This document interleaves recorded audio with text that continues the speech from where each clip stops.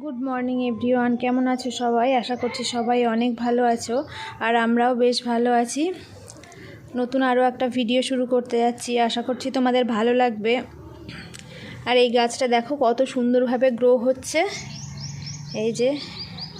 এই গাছটা ফালাক বসে পড়েছিল, মানে পেছনের দিকে ছিল, ও খেয়াল করেনি আর বসে এর মধ্যে পড়ে গেছে। এইখান থেকে পুরো ভেঙে গেছিলো। ওর পাপা বেঁধে দিয়েছিল, এখানটায় একটা প্লাস্টিক দিয়ে সুন্দর করে টাইট করে বেঁধে দিয়েছিল, আর গাছটা নষ্ট হয়নি, ঠিকঠাক আছে। ওইখান থেকে আই থিঙ্ক ওখানে জোড়া লেগে গেছে। কত সুন্দর শ্যুটগুলো বেরোচ্ছে দেখো। খুব সুন্দরভাবে গ্রো হচ্ছে গাছটা, দেখতেও বেশ ভালো লাগছে। আর আমার পুদিনা গাছ, মাঝে মধ্যে জল দিতে ভুলে যাই, তখন দেখি দুই একটা গাছ শুকিয়ে গেছে। পুদিনা গাছটা খুবই শৌখিন, আমি যেটা দেখছি। অনেক গাছে মাঝে মধ্যে জল দিতে ভুলে যাই, কিন্তু গাছ নষ্ট হয় না। পুদিনা গাছটা দেখছি দু একদিন জল দিতে ভুলে গেলেই গাছের কিছু কিছু ডালপালা শুকিয়ে যাচ্ছে। আর আমি যখনই খেয়াল করলাম সাথে সাথে এখন রেগুলার আবার জল দিচ্ছি, আর এখন গাছগুলো বেশ ভালোভাবে গ্রো হচ্ছে।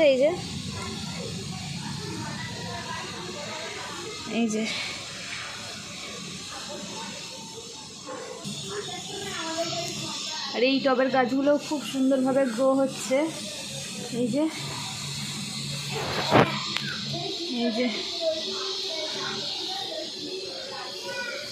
আর পারপেলা গাছ, এটা তো নিচের টবে প্রচুর আছে। এখানে আমি কয়েকটা শ্যুট লাগিয়েছিলাম। হয় না, গরমকালে ফুল হয়, তো গাছটা খুব সুন্দর সতেজ হয়েছে। আর এই টবটাকে রোদ্রের সাইডে দিয়ে দিয়েছে ওর পাপা, এই জন্য কালার পুরো ফেড হয়ে গেছে। আর নিচে আমার ইনকাটা দেখো, হ্যাং হয়ে গেল নাকি। ইনকাটা খুব সুন্দর, একটা ছিঁড়ে গেছে। আর এদিকে আমি রান্নাঘরটা স্ল্যাবটা পুরো পরিষ্কার করে নিয়েছি।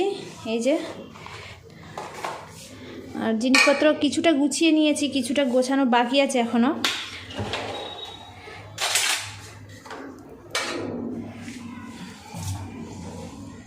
আর যেহেতু আমাদের পাশের বাড়িতে বিয়ে বাড়ি চলছে, রাত্রেবেলা করে বিয়ে বাড়িতেই খাওয়া দাওয়া হচ্ছে, এই জন্য দিনের বেলা রান্নাবান্নার খুব বেশি ঝামেলা নেই। আর আজকে আবার সোহানের স্কুল নেই, 3 জন আছে, ওই জন্য আমি অল্প করে মাংস নিয়েছি, অল্প করে মাংস রান্না করব।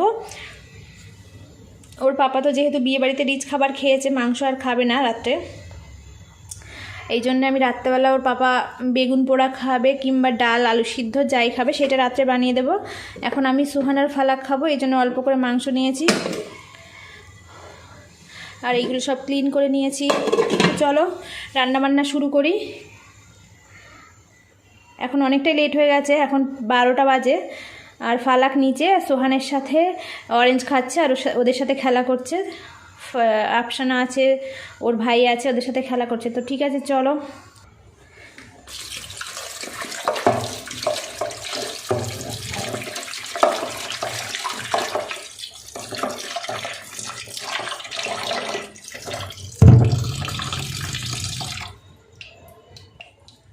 তো আমি অফ ক্যামেরাতে জল পাল্টে পাল্টে বেশ কয়েকবার ধুয়ে নিয়েছি চিকেনটা। এখন ফাইনালি জল ঝরানোর জন্য স্ট্রেনারের মধ্যে দিয়ে দিচ্ছি।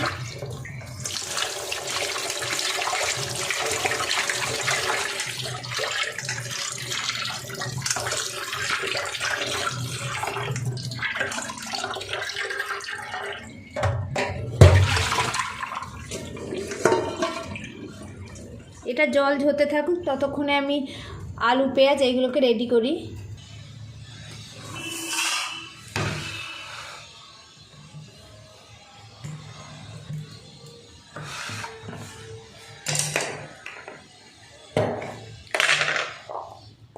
তো এখানে একটা আলু গত দিনের খোসা ছাড়ানো আছে, আর দুটো নিয়েছি, পিস করে দেখি কয় পিস হয়, সেই অনুযায়ী নেব।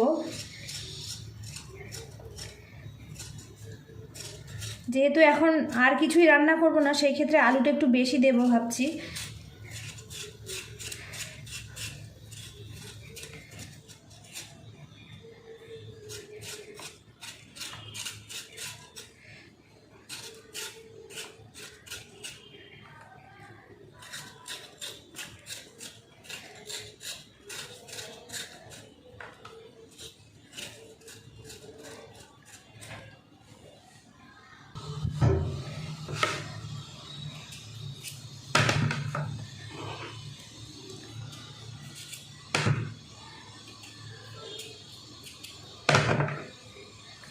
তিন, 6, 8,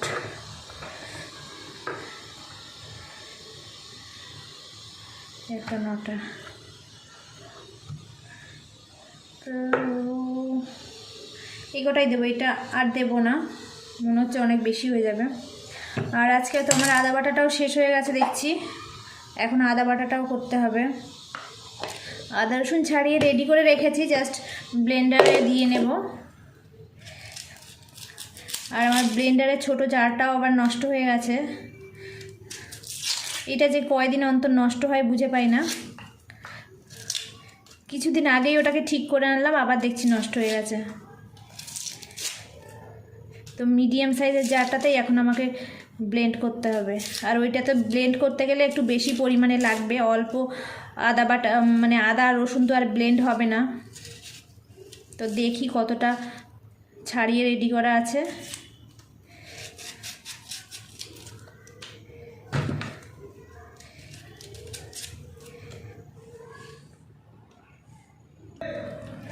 এই যে আদাটা ছাড়ানো মানে খোসা ছাড়িয়ে টুকরো করাই ছিল, আর এখানে আমি রসুন ছাড়িয়ে রেখেছি, আর কয়েকটা গরম মশলা যেগুলো শেষে মানে তলাতে পড়েছিল ওইগুলো এখানে রেখে দিয়েছি, এর সঙ্গে একেবারে ব্লেন্ড করে নেব। এই জন্য রসুনটাকে ভালো করে ধুয়ে আমি এই জারটাতে ভরে রেখেছিলাম।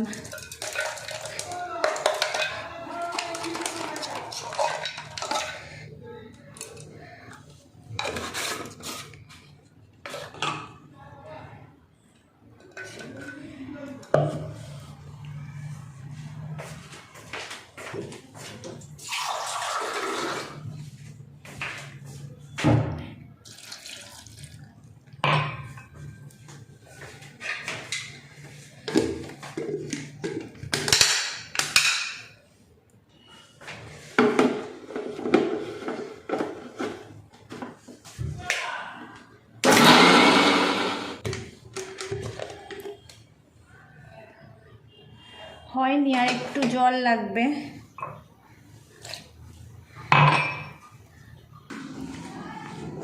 যখন কাজ পড়ে একসাথে সব কাজই পড়ে। এখন রান্নাবান্নার প্রিপারেশান করছি, এখন পাম্প চালিয়েছিলাম, ওটা ভরে গেছে। এখন আবার আমাকে বন্ধ করতে যেতে হবে, যেহেতু সোহান এখন ঘরে নেই, ও একটু ফালাককে নিয়ে বাইরে গেছে।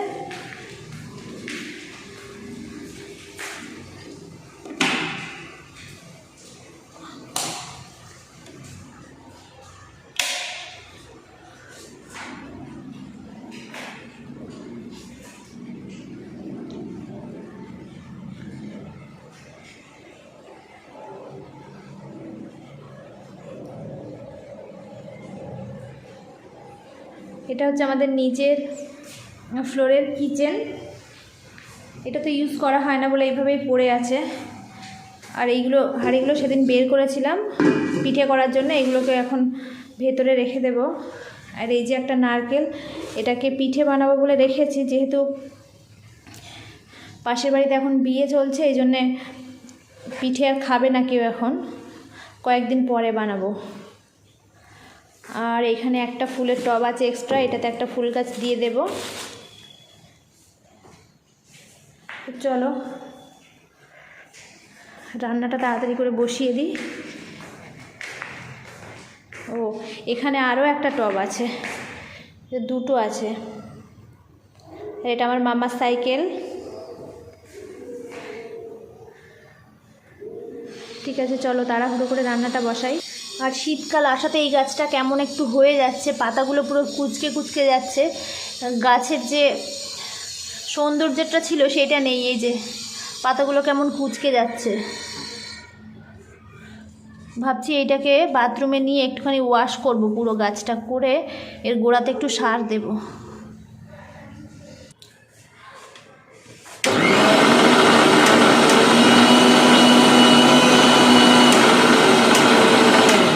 মোটামুটি হয়েছে, যেহেতু জগটা বড়, আরও একটু আদা রসুন হলে ভালো হতো পেস্টটা। তো এখন এই মুহূর্তে আমার কাছে এইটুকুই ছিল, এখন আর নতুন করে রেডি করার টাইম নেই।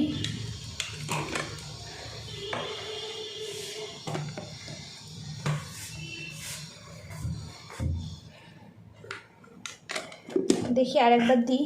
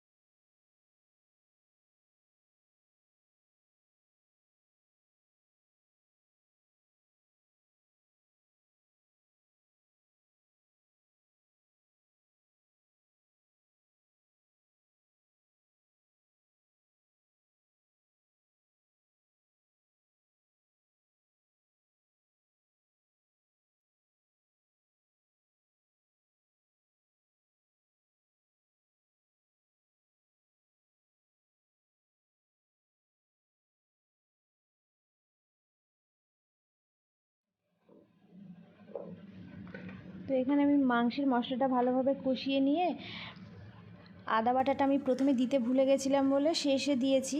মশলাটা একটু কষা হয়ে গেছে, তারপরে আদা বাটা দিয়ে আবার একটু জল দিয়ে কষিয়ে নিয়েছি, যাতে আদা রসুনের কাঁচা ফ্লেভারটা চলে যায়। তো এখন আমি মাংসগুলো দিয়ে দিয়েছি, আর আলু আর একটা গাজরকে আমি লম্বা লম্বা করে কেটে দিয়েছি, যাতে ফালাককে একটু খাওয়াতে পারি। আর নাড়াচাড়া করতে করতে আলু একটা নিচে পড়ে গেছে, ওটাকে আবার আমি ধুয়ে এর মধ্যে দিয়ে দেব।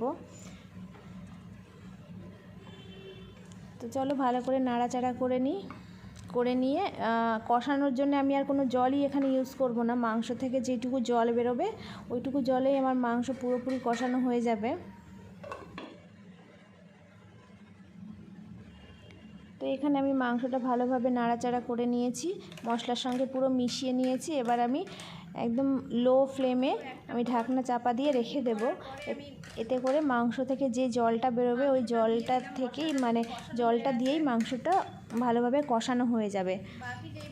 আর এদিকে একটা বক্সে আমার আদা বাটাটা পুরোটা মানে কভার হয়নি, এই জন্য আমি আরও একটা বক্স নিয়ে নিয়েছি। একটা বক্স আমি ডিপ ফ্রিজ করে রাখবো আর একটা হচ্ছে নর্মাল ফ্রিজে রাখবো রোজ দিন ইউজ করার জন্যে। আবার এটা শেষ হয়ে গেলে ওটাকে আবার নর্মাল ফ্রিজে রেখে ইউজ করব।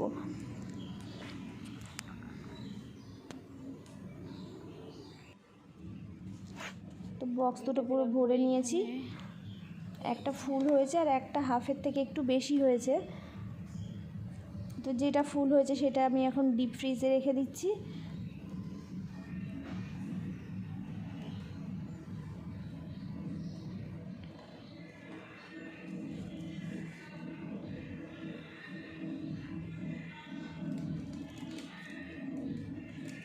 আর যেটাতে অল্প আছে ওইটা এখন আমি নর্মাল ফ্রিজে রাখছি, রোজ দিন ইউজ করবো এই জন্যে।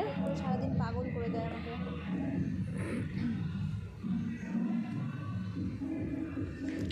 আর চকলেট আজকাল ফালাকের প্রচণ্ড নেশা হয়ে গেছে চকলেট খাওয়ার।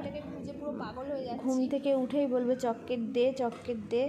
এটাতে আমি দিতে চাই না, কিন্তু এত বায়না করে যে শেষ পর্যন্ত দিতে হয়।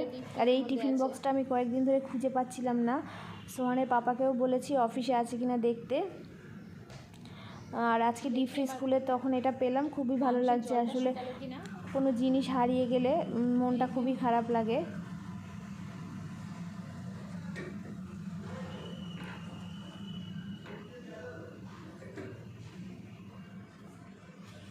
এই যে মাংস থেকে জল বেরিয়েছে।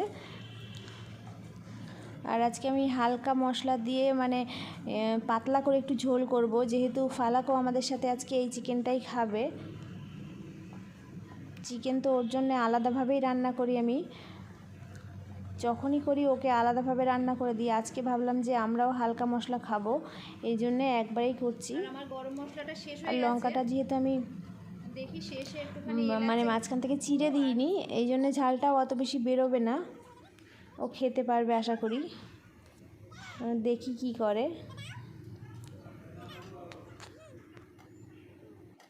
আর আমার গরম মশলার পাউডারটা শেষ হয়ে গেছে, এই জন্য ভাবছি যে দুটো এলাচ আমি লাস্টে একটুখানি পাউডার করে দিয়ে দেব।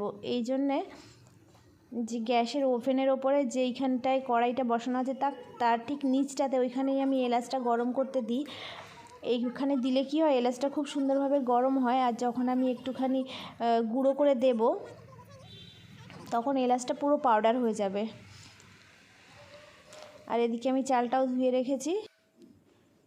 আর এখন আমি ভাতটাও বসিয়ে দিচ্ছি একবারে।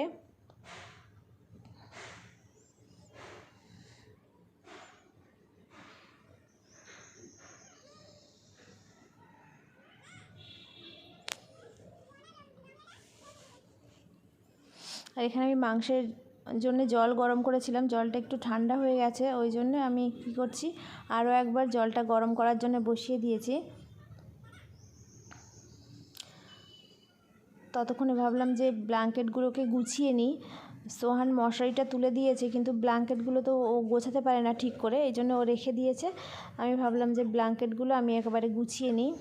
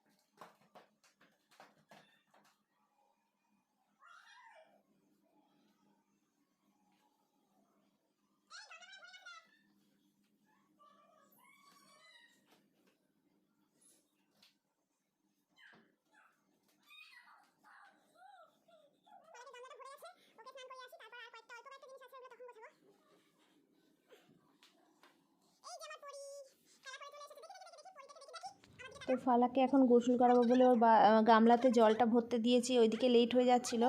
তাই জন্য ভাবলাম যে আর কয়েকটা জিনিস আছে, ফালাকে দু একটা ছোটো ছোটো জামা কাপড় আর একটা ফালাকের কাঁথা, ওইগুলো একটু পরে গোছাবো। ওকে আগে গোসলটা করিয়ে দিই, যেহেতু এখন অনেকটা বেলা হয়ে গেছে। আর ও এই যে বাইরে খেলতে গেছিলো, এখন বাড়ি এসছে দাদার সাথে।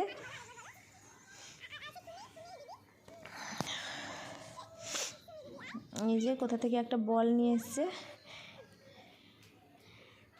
আমার মাম্মাটা এখন খুবই পাকা হয়েছে, এত পাকা পাকা কথা বলে। বাচ্চাদের এই আধো আধো কথাগুলো শুনতে ভীষণই ভালো লাগে। আর যার জন্য আমি ওইগুলো আর গোছালাম না, ভাবলাম যে ওকে গোসলটা করিয়ে দিই, ওর গোসল করতে লেট হয়ে যাচ্ছে। তো এই যে আমার মাংসটা কষানো মোটামুটি হয়ে গেছে। এবার আমি যতটা ঝোল দেবো ঝোলটা জাস্ট অ্যাড করে দিয়ে একবার বলক চলে আসলে একদম লো হিটে বসিয়ে রাখবো। ততক্ষণে আলুটাও সেদ্ধ হয়ে যাবে আর মাংসটাও পাঁচটা দিয়ে সেদ্ধ হয়ে যাবে। যখন চাপিয়েছিলাম তখন কালারটা একদমই ফ্যাকাশে লাগছিল। এখন ভালো করে কষানোর পরে, তারপরে আমি আর কোনো মশলাই অ্যাড করিনি। ভালো করে কষানোর পরে কালারটা খুবই সুন্দর হয়েছে। এই যে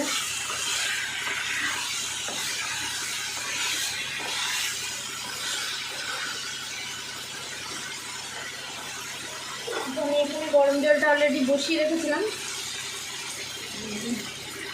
যতটুকু ঝোল প্রয়োজন দিয়ে বলক চলে আসলে আমি লো ফ্লেমে দিয়ে রাখবো। এর আগে আমি কোনো জলই অ্যাড করিনি, মাংস থেকে যতটুকু জল বেরিয়েছে সেইটুকুতে আমার ভালোভাবে কষানো হয়ে গেছে।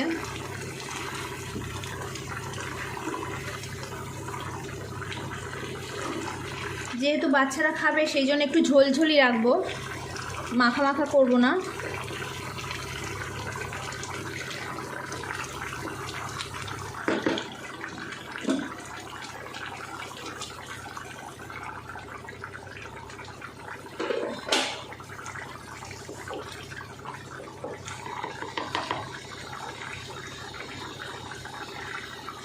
সফট হয়ে গেছে, 5 মিনিট মতো বসিয়ে রাখবো, তারপরে গরম মশলাটা দিয়ে নামিয়ে ফেলবো। আসছি মাম্মা।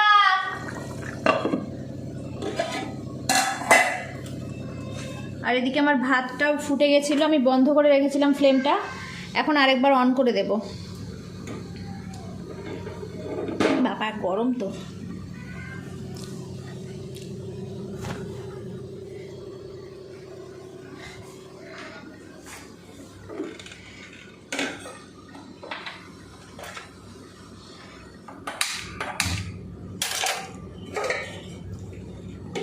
জামা কাপড় পরানো হয়ে গেছে, একটুখানি চুলটা আঁচড়ে দেব, দিয়ে স্নানে যাব। চলো। পকেট কি হবে? কেন কি হবে আগে বলো? আসো চুলটা একটু আঁচড়ে দিই। এখানে এখানে দাঁড়াও, এখানে দাঁড়াও, চুলটা। ব্যাগ ব্যাগ, আজকে পাপাকে একটা ব্যাগ আনতে বলতে হবে। এদিকে ঘোরো, আমার দিকে ঘোরো। পাপা ওফো দাঁড়াও, চুল চুল না চালে বাজে লাগবে দেখতে।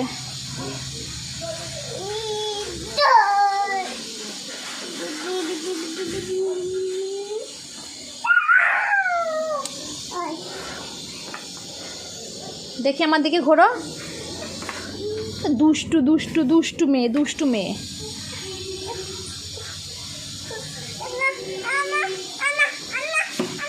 দেখি আমার দিকে তাকাও, তাকাও। তুমি দুষ্টু মাম্মাম। দেখি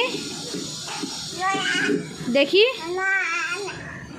পড়ে যাবে কিন্তু, পড়ে যাবে, পড়ে যাবে। আমার দিকে তাকাও। তুমি বসো, আমি তোমার ভাতটা নিয়ে আসি। হ্যাঁ ঠিক আছে মাম্মা, আমি ভাত আনতে গেলাম, বছর এক্ষুনি আব্বো। তো আমার মাংসটা সম্পূর্ণভাবে হয়ে গেছে, আরও একটু লবণ লাগছিল, আমি একটুখানি লবণ দিয়ে দিয়েছি। আর এইখানটাতে যে 2টো এলাচ গরম করতে দিয়েছিলাম, এলাচটা একটু গরম হয়ে মুচমুচে হয়ে গেছিলো। আর আমি এইটার মধ্যে একটুখানি থেতলিয়ে নিয়েছি, পুরো পাউডার হয়ে গেছে। এই যে মানে মোটামুটি পাউডার হয়ে গেছে। এটা এখন মাংসে ইজিলি ইউজ করা যাবে। তো এটা এখন দিয়ে আমি ফ্লেমটা বন্ধ করে দেব। চলো,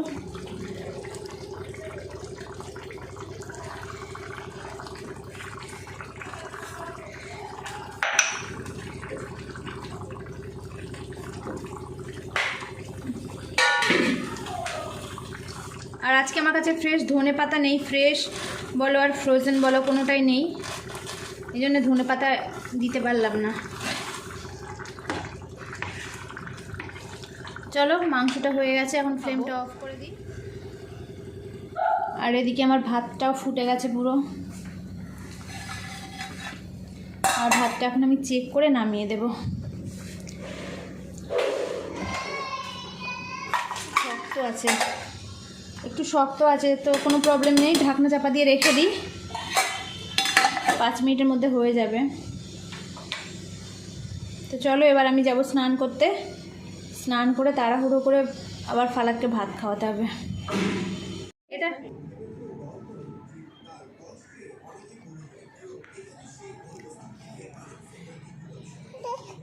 দাঁড়াও দাঁড়াও,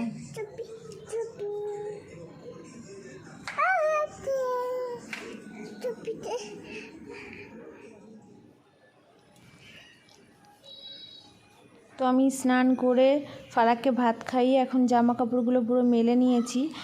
আর যেগুলো রোদ্রে দেওয়ার মতো ছিল সেইগুলো ছাদে দিয়েছি, আর যেইগুলো একটু ছাওয়াতে শুকানোর প্রয়োজন সেইগুলো আমি ব্যালকনিতে মেলেছি। আর এগুলো আমি হ্যান্ড ওয়াশ করেছি। আর ফালাককে ভাত খাওয়ানোর পরে এখন আমি ভাত খেতে বসেছি। আর এখন বাজে 3টে। আর আমি বেশি করে শশা কেটে নিয়েছি, কারণ সোহান যখন খাচ্ছিল তখন আমার শশা কেটে দিতে মনে ছিল না। আর শশা দুটো ফ্রিজের বাইরে ছিল, শশা দুটো নষ্ট হয়ে যাচ্ছিল, যার জন্য আমি দুটোই কেটে নিয়েছি। আর কিছুই নিইনি। ফ্রিজে একটু আগের দিনের বিট গাজর ভাজা ছিল, ওইটা আর বের করিনি, খেতে ইচ্ছা করছিল না বলে। আর পেঁয়াজ কেটে নিয়েছি, মাংসের সাথে পেঁয়াজটা খেতে খুবই ভালো লাগে, এই জন্যে। তো চলো, খাওয়া দাওয়াটা সেরে নিই। খাওয়া হয়ে গেলে ফালাককে জল খাওয়াবো, জল খাইয়ে ওকে ঘুম পাড়াবো। তো চলো।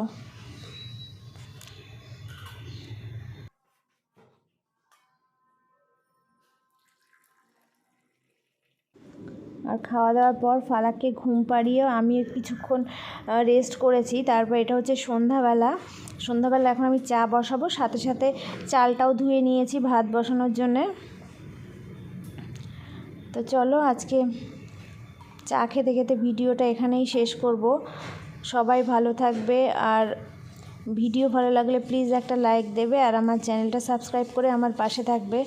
তো চলো, সন্ধ্যাবেলা আমরা চা খেয়ে নিচ্ছি, তোমরাও চা খেয়ে নাও। চা খেতে খেতে ভিডিওটা আজকে এখানেই শেষ করছি। আজকের মতো টাটা, বাই বাই।